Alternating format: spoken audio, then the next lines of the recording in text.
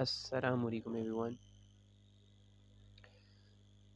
The topic which we are going to start today with is communication and its elements. We have already taken a class on this, or this is specifically for students who missed the class or couldn't understand it. See, that's going to be a very short, brief one, but a short one. Okay.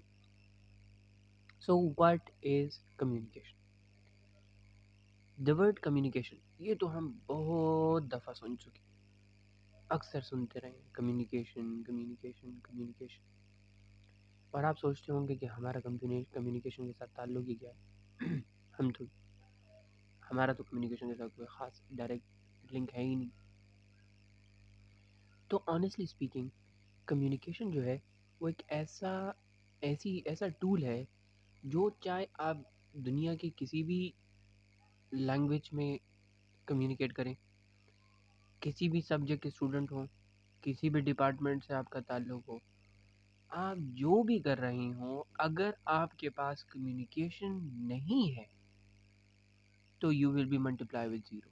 Remember, communication आपके लिए basic need है, ज़रूरत है।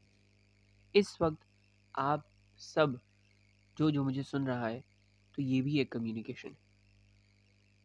आप अपने घर में अपनी वालिदा के पास जाकर उनसे कोई डिमांड रखती हैं, उनसे कहती हैं मुझे कुछ चाहिए, तो ये भी कम्युनिकेशन है। आपका छोटा बहन भाई आपके पास आता है और वो आपसे एक पैकेट ऑफ लेज़ मांगता है, तो ये भी कम्युनिकेशन है।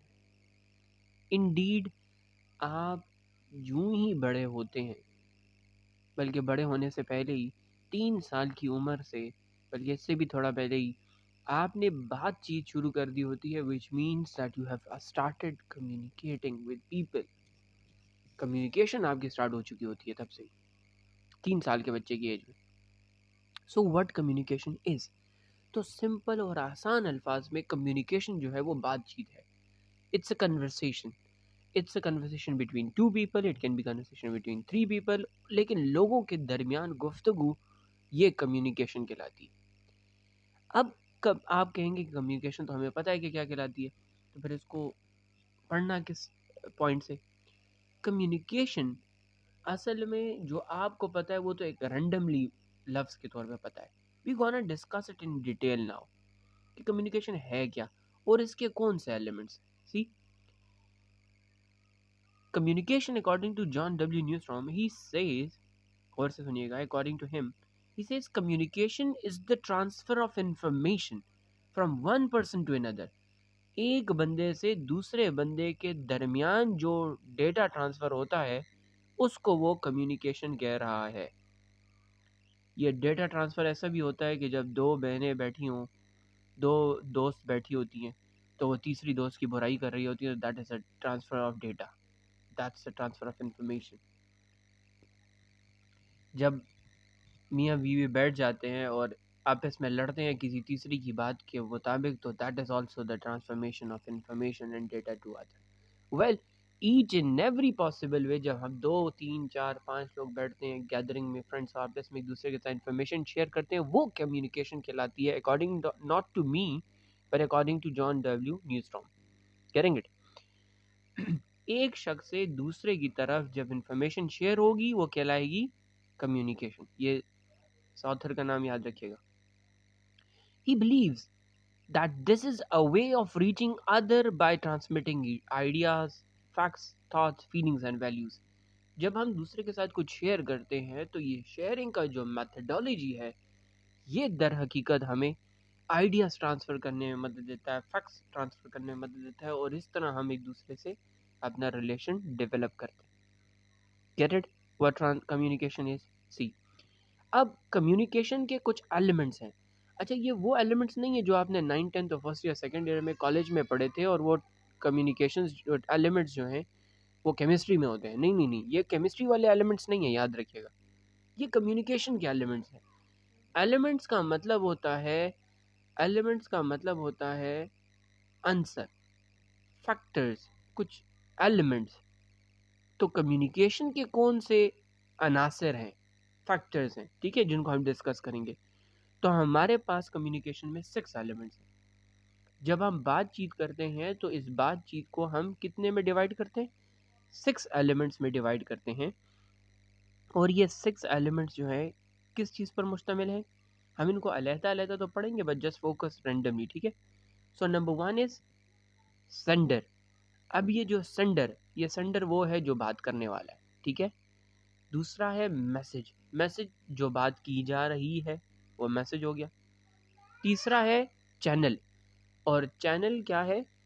चैनल है जिस ज़रिए से बात की जा रही है, जिस ज़रिए से बात की जा रही है वो चैनल कहलाएगा। और फिर इसके बाद क्या है? Treatment of message.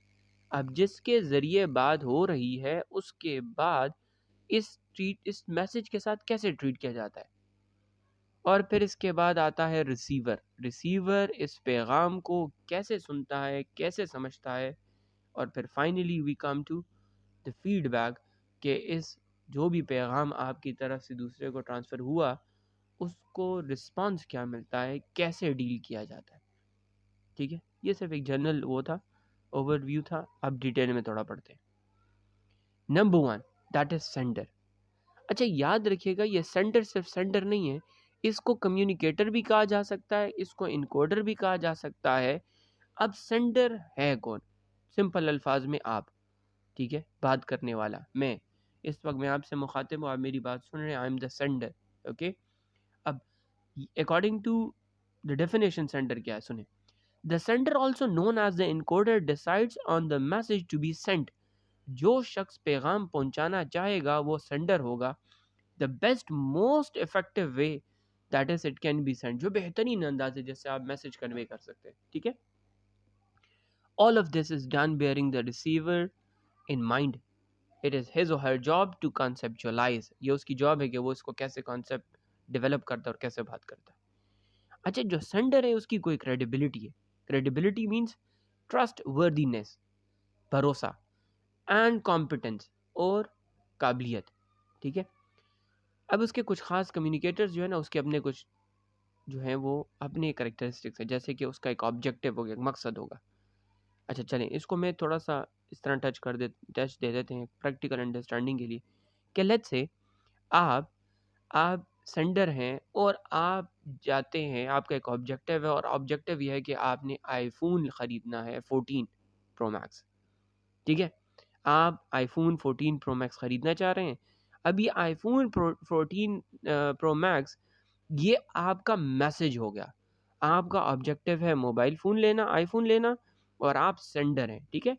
ऑडियंस जिससे भी आप मोबाइल लेंगे, जिनके सामने आप गुजारिश पेश करेंगे, आपके वालिद हो सकते हैं, आपकी वालिदा, आपका कोई भी बंदा जो आपका मैसेज रिसीव करे, एंड देन मैसेज, आईफोन ख़रीदना, ये आपका मैसेज हो सकता है। Organization and treatment of the message, जो भी आपके मैसेज के साथ ट्रीटमेंट किया जाएगा। और प्रोफेशनल एबिलिटीज़ या लिमिटेशंस की, आपकी हदूद क्या है, क्या आपको लेके दिया जा सकता है या नहीं। खैर ये तो अंडरस्टैंडिंग पर्पज़ के लिए। ऑब्जेक्टिव, आपका मकसद क्या है, आप क्या चाहते हैं, ठीक है? ऑडियंस, चाहे अगर आप ऑफिस में जॉब कर रहे हैं तो ऑफिस में आपकी ऑडियंस कौन सी है। फॉर एग्जांपल आप बॉस से बात करते हैं और आप चाहते हैं, आपका कोई मैसेज ऑब्जेक्टिव है, आप सैलरी इंक्रीज़ करवाना चाहते हैं, तो आप अपने बॉस के सामने जाकर ये बात कैसे, मैसेज कैसे पेश करेंगे, ठीक है? और उसके बाद जो ऑडियंस है, तो ऑडियंस कौन है?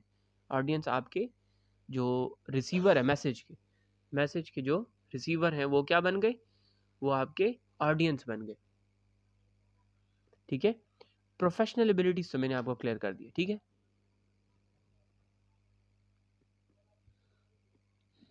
अब मैसेज हमारे पास क्या है? आप है सेंडर, और आपका मैसेज है कि मैंने आईफोन ख़रीदना है, और आईफोन कौन सा? 14 प्रो मैक्स। अब ये जो आपने बात अपने पेरेंट्स तक पहुंचानी है, ये क्या हो गया? ये मैसेज हो गया, ठीक है? आपने ये जो बात अपने पेरेंट्स तक पहुंचानी है वो क्या बन गया? वो बन गया मैसेज। अब वो मैसेज क्या है? आईफोन लेने वाला, ठीक हो गया? तो आप सेंडर हैं और सेंडर ने मैसेज पहुंचाना है ये कि मैंने मोबाइल फ़ोन लेना है। अगर आप सेंडर हैं और आपने जाकर अपने हेड ऑफ़ डिपार्टमेंट से बात करनी है, तो तब आपका मैसेज होगा कि सर ये मैम हमारा ये इशू चल रहा है, इसको रिजॉल्व करें। अब ये जो आप इशू बयान करेंगे ये मैसेज होगा, ठीक है, और रिजॉल्व करने की जो आप सजेशन कहेंगे, जो भी कहेंगे, ये उसके साथ ट्रीटमेंट होगा कि वो उसको कैसे ट्रीट करते हैं। या फिर आप किसी और इशू में फंसे हैं, लेट्स से कि आप जॉब की सिचुएशन, आप सैलरी इंक्रीज करवाना चाहते हैं, या फिर आपका जो करंट इशू है मोबाइल फ़ोन ख़रीदने वाला, जो आप अपने पेरेंट्स के सामने रखेंगे, ठीक है। अब इस मैसेज को कोई तरीके स्टेप्स में डील किया जाएगा।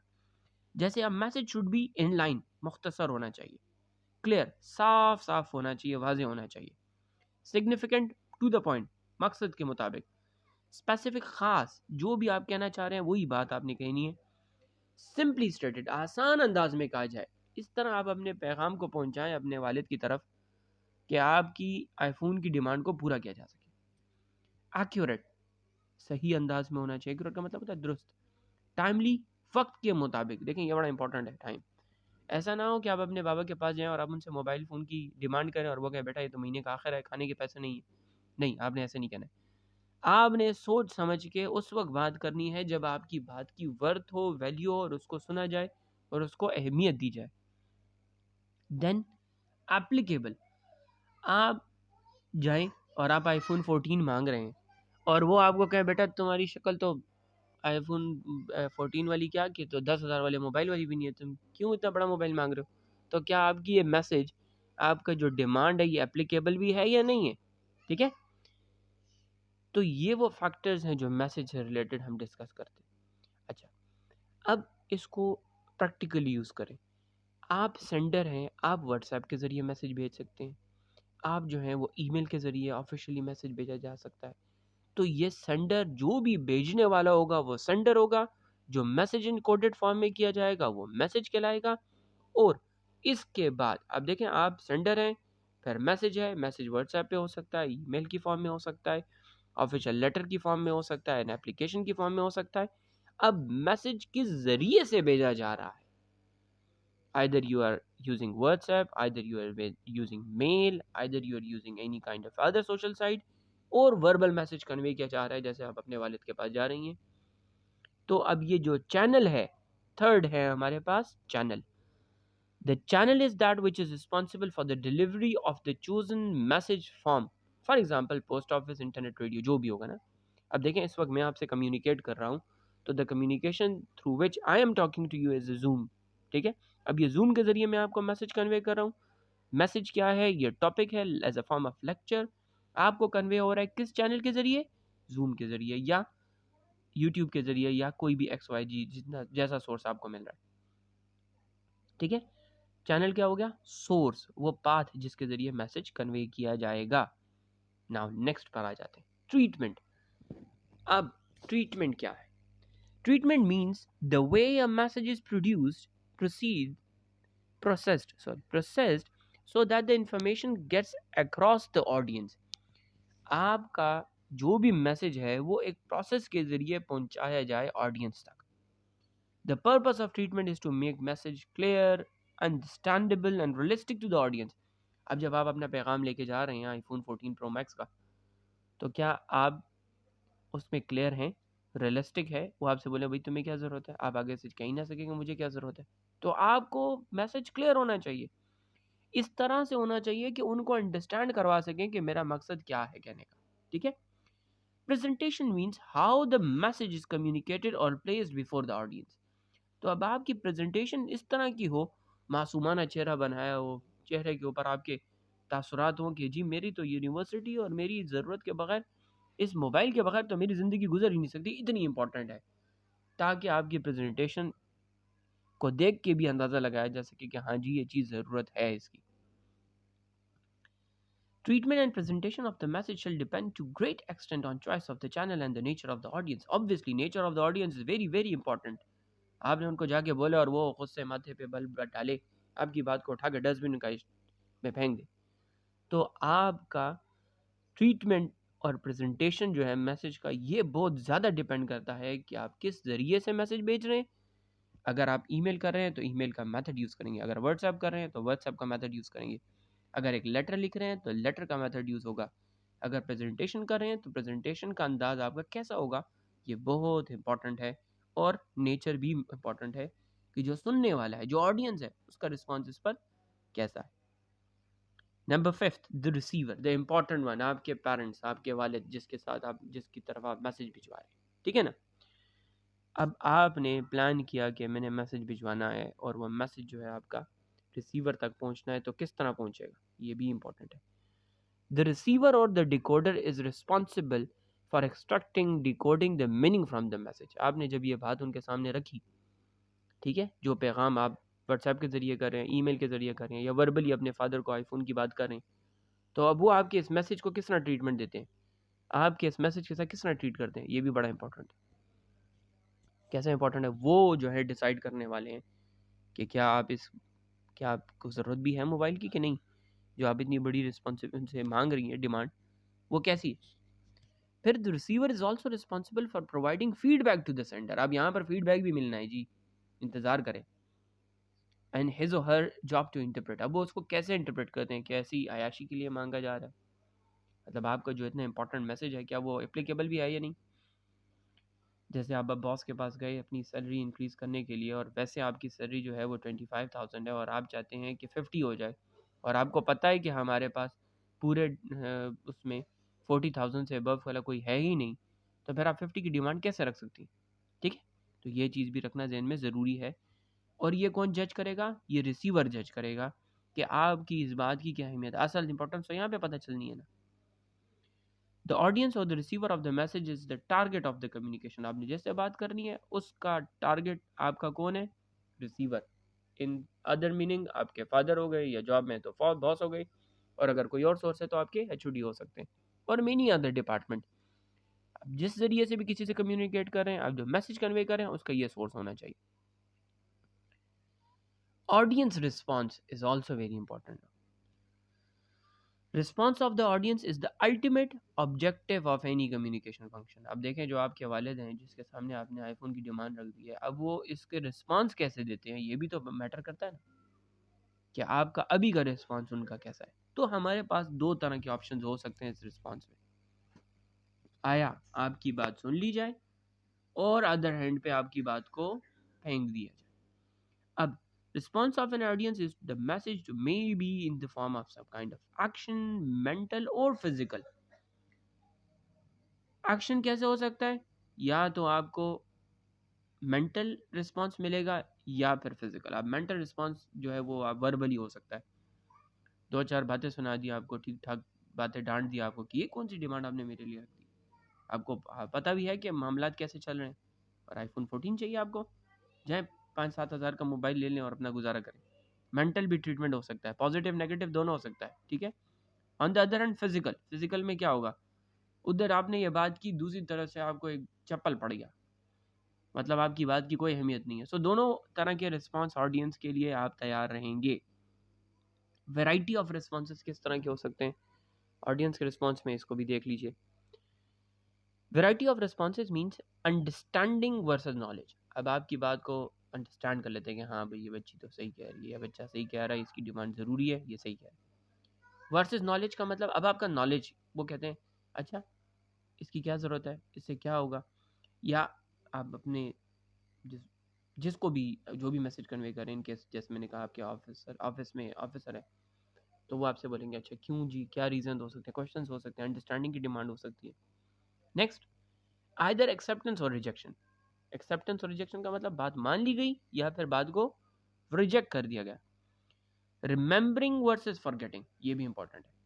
आपकी बात को कितना अहमियत दी जाती है, कितना याद रखा जाता है, और या फिर भुला दिया जाता है, अच्छा चलो ठीक है इस पर कुछ सोचेंगे, और फिर बाद में भुलाकर ख़त्म हो गई बात।